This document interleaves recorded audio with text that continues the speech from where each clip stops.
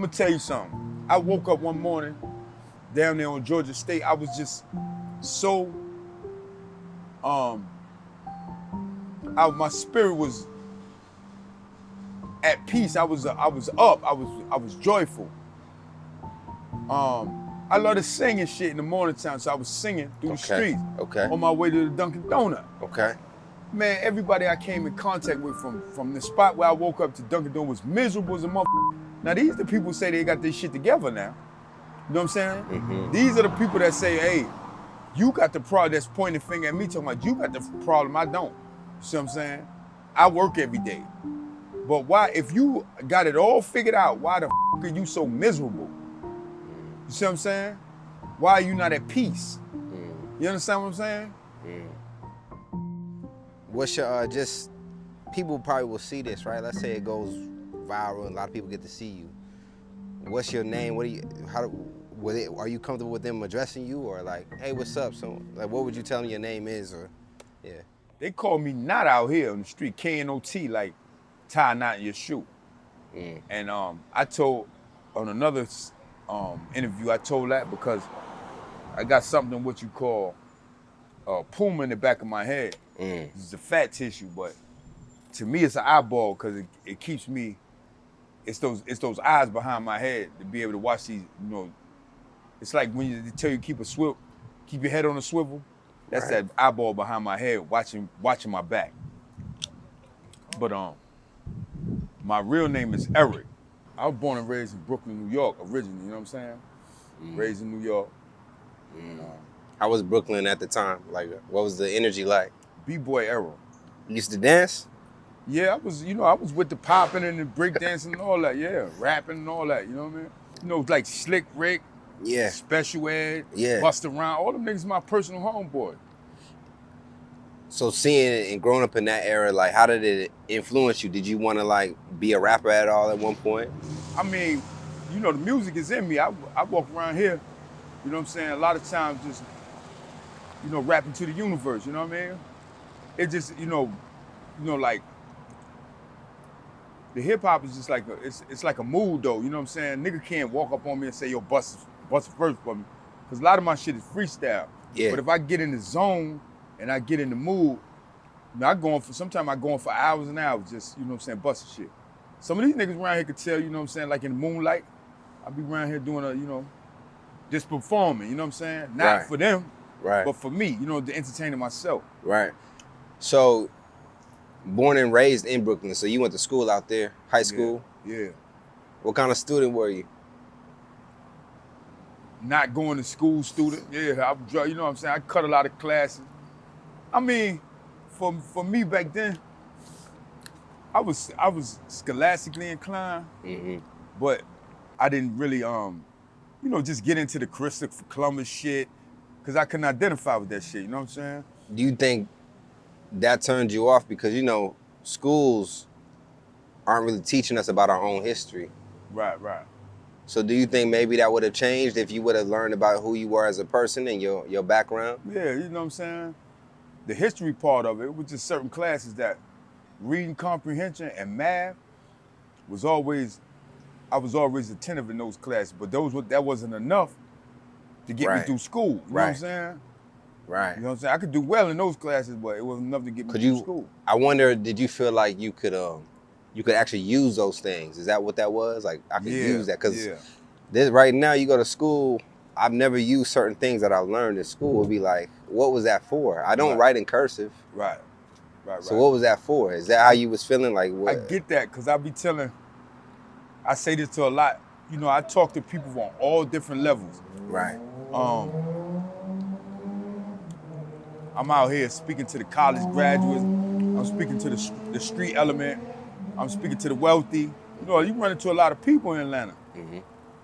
But that's one of my analogies about school is that, you know, you learn this calculus and algebra, but you become a probation or parole officer. You never use that shit as useless information. Right. I get that. You remember your first job you ever had? Yeah. Okay, what was that? Delivering phone books. Delivering phone books. Yeah, you know what I'm saying? How old were you? I think I'm about 14. it's a story come along with that. Okay. That's what, you know what I'm saying? Because I tell a lot of chicks this about, because I don't know if I should tell that story on this set. Bro. We can hold it off if we need to. But as far as like phone books, what were some other like occupations that you end up doing? I ain't really had to do shit because, I had my moms and pops in my life. Okay. My pops was a hard-working man. He took care of me and my mother single-handedly. My pops worked for FCC Communications that later on became WorldCom. Wow. You know what I'm saying? My mother worked for the WB. Okay. I was the only child. So I didn't really, you know what I'm saying? I got allowance and all that, you know what I'm saying? All that crazy Oh, so you was spoiled. A little taste, you know what I'm saying? We didn't live in the P's. We lived in the, you know what I'm saying? In a co-op. Yeah. You ever heard of a co-op? I've heard of the phrase before. For the people that don't know what that is, what is a co-op? It's like it's not a project tenement. It's somewhat like just a building. You know what I'm saying? A little bit, you know what I mean? Up a little bit better kept. You know what I mean? Got you. So at what point, like in Brooklyn, did you start experiencing the street life, or did it happen later on in your life? Oh shit, jumped off the porch like 12, 13. I got exposed at 9. Exposed to what? Criminal element. You know what I'm saying? Got you. Around my block, it was some real gangsters around there like Kelby and Julian, Indian Roger. There's a lot of motherfuckers who you used to see as a little dude, and you be like, ah, damn, them niggas. You trying to emulate them niggas. Right. You know what I'm saying? Right. Because they was so much. They was on that. They was about that life for real. I was mesmerized by their lifestyle. The pretty women they used to come through with, the big Benzes. You know what I'm saying? That nigga Indian Roger. That nigga had a big Cuban link with a plate on it, but like this big, man. You know what I'm saying? We talking about back in the 70s, late 70s, early 80s. You know what I'm saying? I thought that was it. You know what I'm saying? It made me just forget about all them values that Pop Duke was trying to instill in me, Mom. Right. Duke. You know what I'm saying? I thought that was it. I thought I had some answers. You thought what your parents was doing was lame? Not lame, but because I can't never, God bless his soul, I can't never tell you my pops was lame. You know what I'm saying? But I will tell you this. What they was doing was more mesmerizing, more captivating than what my pops was doing. But a long time after, my pops became my real hero. When I started going to jail and all that shit, wow. My pops became my real hero because, you know what I'm saying? Him and my mom, they never left. Right. They always supported me, whatever, you know what I'm saying? Whatever I was going through. So with you being in the street life, even though their expectation was more for me than that, you know what I'm saying?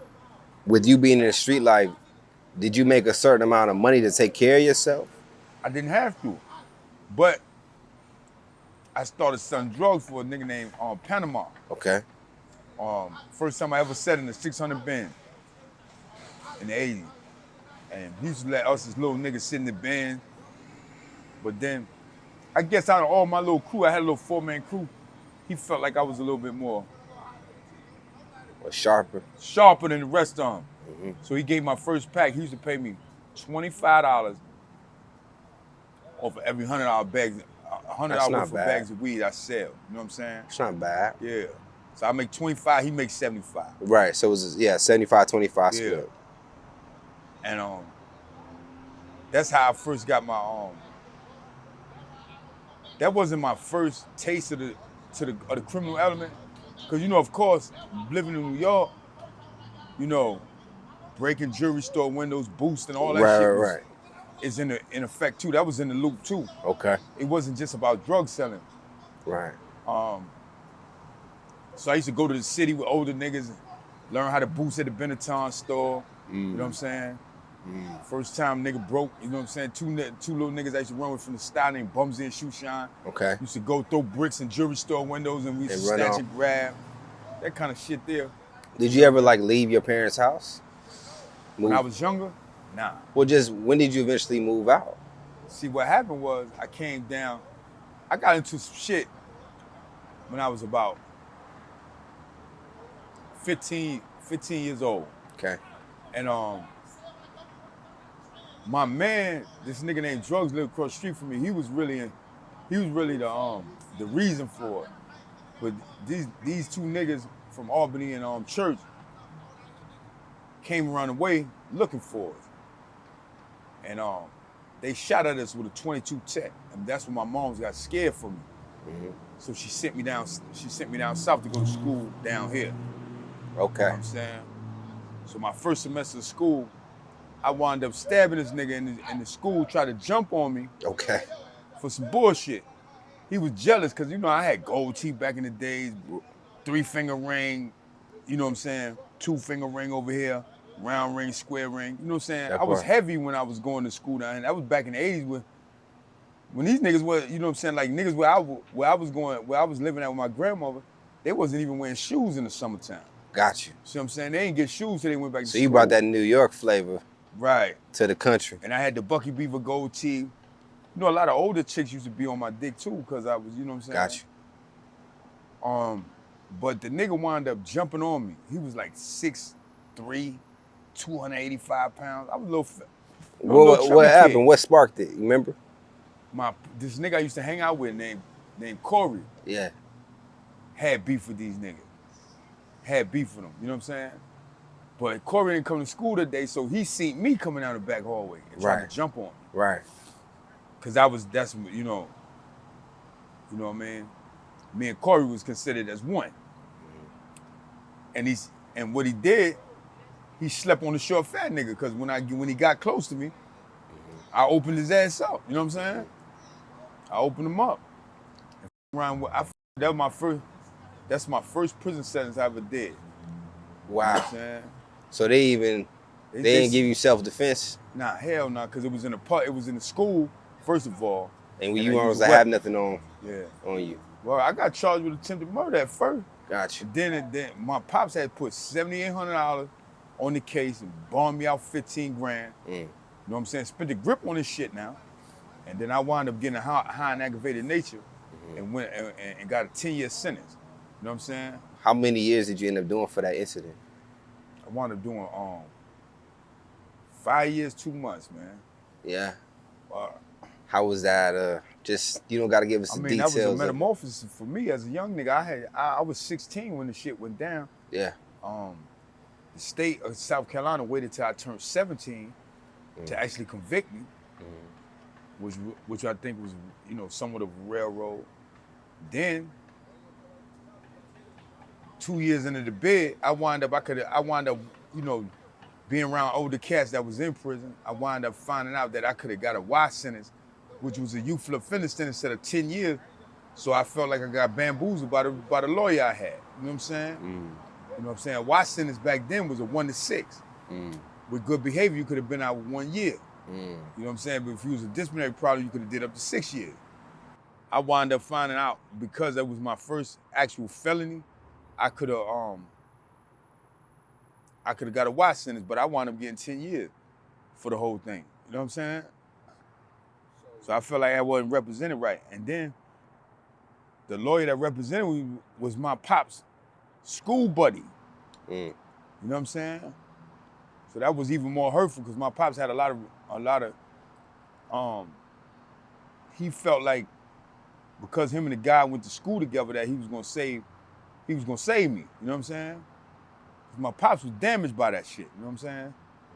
Because he had bigger expectations for me and taking me away at that age, he never seen that coming. You know what I'm saying? He went through something too. God bless his soul. Both him and my mother. Right. Did your family ever visit you when you was in prison? Oh yeah, every weekend. See, my moms and my pops still stayed in New York, but they used to send my grandmother down there every weekend to see me. You know what I'm saying? My grandmother and my aunt. Yeah. You know what I'm saying? And of course, I had the woman that wound up being my wife. She was coming. She was coming too. Wow. Yeah. So love is something that we all experience. How did you know that she was gonna be your wife, the woman that was visiting you? I didn't, because we wasn't even on that level. You know what I'm saying? It was more of a lustful thing, doing them times and them beginnings right there. And I don't really want to talk about that shit, but she was like, I felt like I was tricked into marriage more so than anything. Because I didn't want no wife or nothing like that, but we was staying together. Something my mother and father didn't agree to. And because we were staying together and it was already a kid involved, Yeah. I went ahead and got married to her. On My my question own, would without no blessing from my people. Wow. Did I hurt you? In the long run, it did, because, you know what I'm saying, we wasn't compatible. I had no chemistry at all. Right. That shit shouldn't have never happened, you know what I'm saying? Right. And right now, to this day, me and her don't even like speak on her, you know what I'm saying? We couldn't co-parent the shit once we got divorced. Wow. How You know many what I'm kids saying? do you have? 3. 3. You get a chance to see your children? Yeah. They right around here in this area. Okay. Not in this area. My closest one is my daughter. Dope. You know what I'm saying? She had a chance to check on you, make sure you're all right? Yeah. But I'm going to tell you, being that me and their mother's relationship was so fucked up, is the reason why me and my kids don't have a good relationship. Because, you know, she planted a lot of fucked up seeds in my kids' head about me. Right. Of course, I'm going to be accountable for the shit I did. Right. But they don't never give me my credit, you know what I'm saying? Because the house that I bought, the house that we lived in when I moved down south, that was a house that was bought by me. She ain't had shit to do with that. Right. I provided that. You know what I'm saying? Because my pops had just passed away. He left me and my mom's a good grip. So I put the 15 grand on the crib through the you know, what he had left me. You know what I'm saying? Yeah. At what point when you came out of prison, did you get on your feet right away, or how did you ultimately end up in the streets? You know, prison do two things for a nigga. This is what I learned out of being out of prison so long. It either scare the shit out you to where you never go back, or you think you the ultimate motherfucking criminal. You know what I'm saying? And that's what it did for me. It made me think I was a better criminal. So when I hit the ground running, you know what I'm saying? The streets embraced me because my people was already in the streets doing their thing. Gave me a pack, you know what I'm saying? And started selling. You know what I mean? But how did we, I mean, you making money though, but how did we go from we making it to it ain't, did we just stop hustling? What happened? What was the moment that things trying to change for you? I don't know. I think it was some of the gift and the curse, because I was from normal people who used to try to attack me about being in the street. But I feel, you know, in the game, in the streets, it teaches you that the game chooses you. You don't choose the game. You see what I'm saying? So the shit that was happening to me in my actual life wasn't lining up with what my people was telling me. You know what I'm saying? You feel me? And I felt like the game was choosing me at the time. Were you making good money at one point? Yeah, I mean, this was 92. You know what I'm saying? The crack game was good to a nigga back then. You know what I'm saying? And I don't like to glorify the selling the drugs, because I done did so much shit. It's 9,999 ways to get money. I know damn near all of them. Right. You know what I'm saying? And drugs to me was something just for that moment. But what happened was, I started getting high in the process of selling drugs. So I started, you know what I'm saying, I started being a lot of other shit to the game besides a drug dealer, you know what I'm saying? How did you ultimately become homeless? You talking about, see, I've been homeless twice. Okay. Present day. You want me to know? Or This just in time, general. I ain't never had to be homeless, man. People who know me know I'm from good stock. Right. But I'm outside the box. See what I'm saying? Like, say for instance, this time with my mother. I came home from prison. My mom's opened her doors to me. My mom's got a big crib in another city. 2-sided crib. You know what I'm saying, where she live on one side, I live on the other. But me being in her spot was crowding her space. My mother went from lounging in her living room to coming home every day, going straight in her room, locking her door. You know what I'm saying? And it heightened my awareness. I said, damn, my presence is really invading her space, like crowding her. and I don't never want to see her feel uncomfortable in her space. So I came back to Atlanta, but when I came back to Atlanta, I didn't have a plan. So only thing I knew was this homeless shit. You know what I'm saying? So I fell back to the ground, trying to put it together. You know what I'm saying? Then the drugs was already in play. The using drugs was already in play, and you know.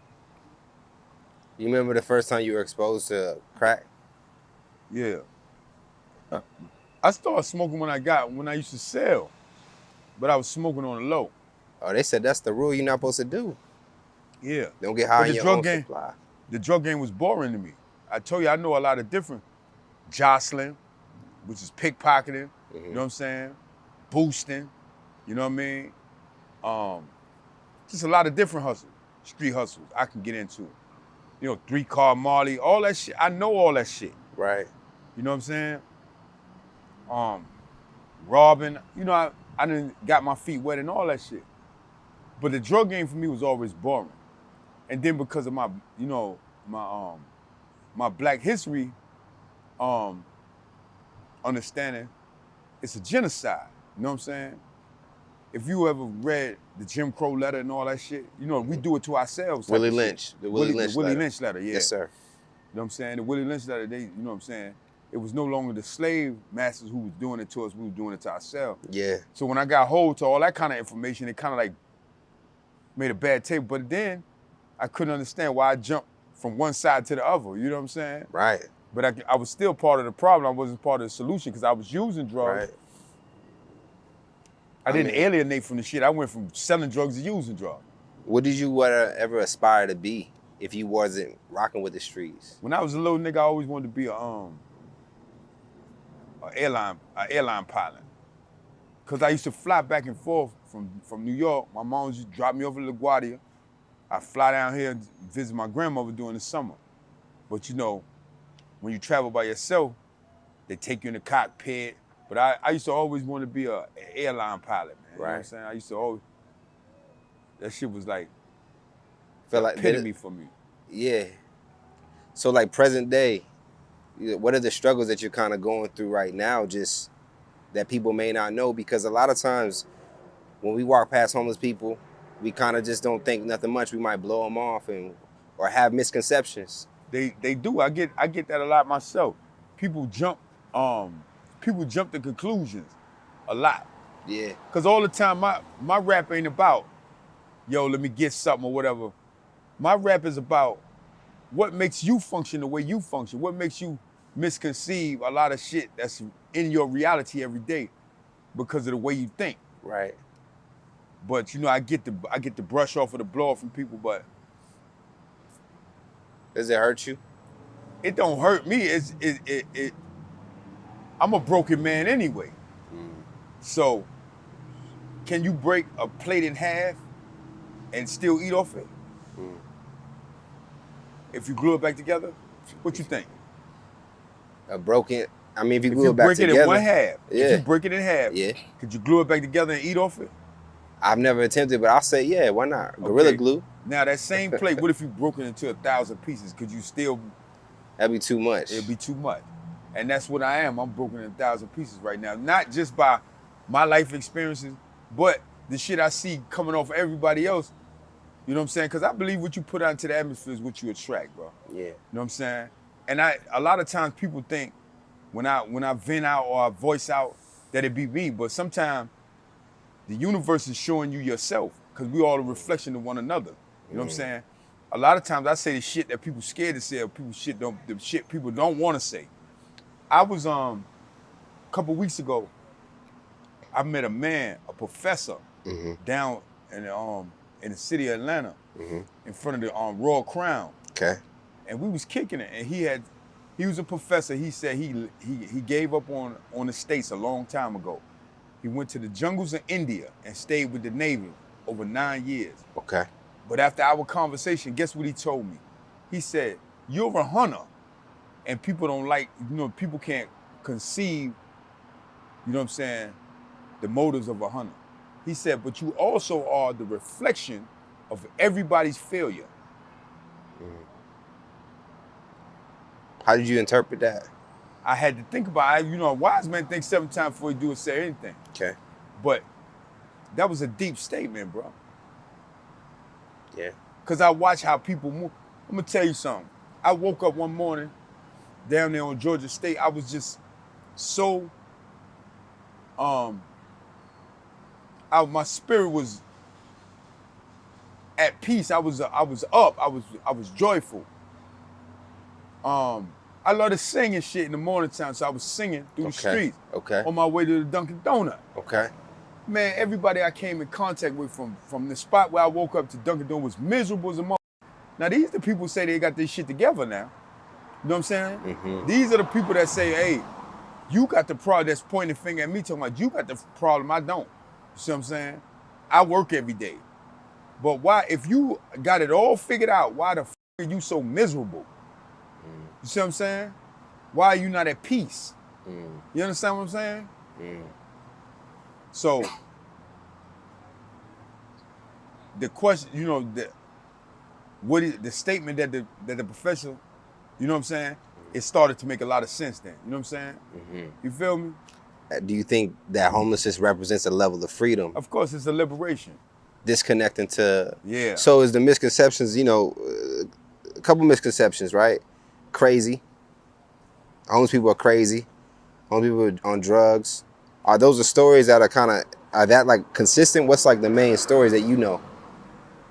You wouldn't, you know, you would say people, the normal politically correct people would say crazy.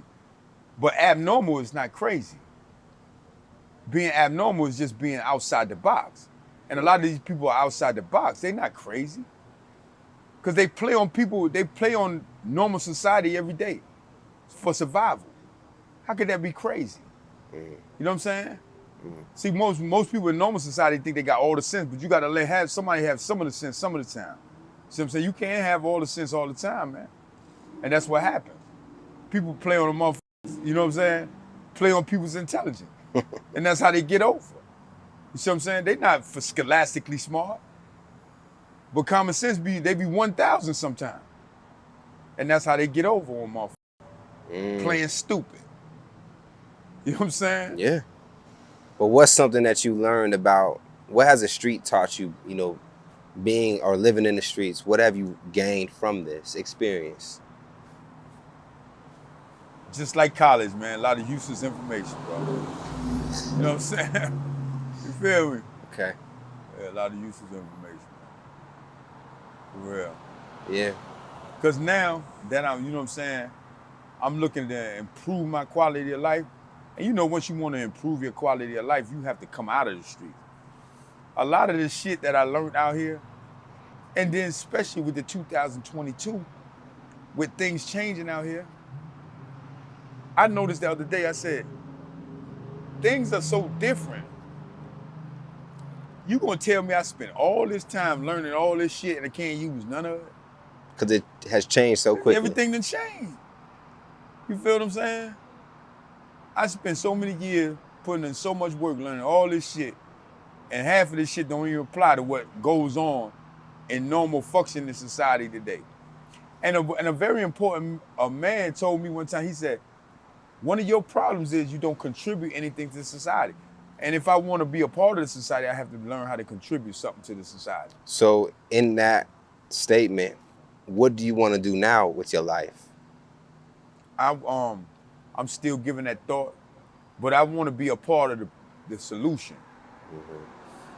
not a part of the problem. Generally, you know what I'm saying? That's the best I can do for that question right there. To be a part of the solution to the big picture. See, most people can't smell the forest because they can't see past the trees. See what I'm saying? I'm a person that see past the trees. I try to look at the big picture.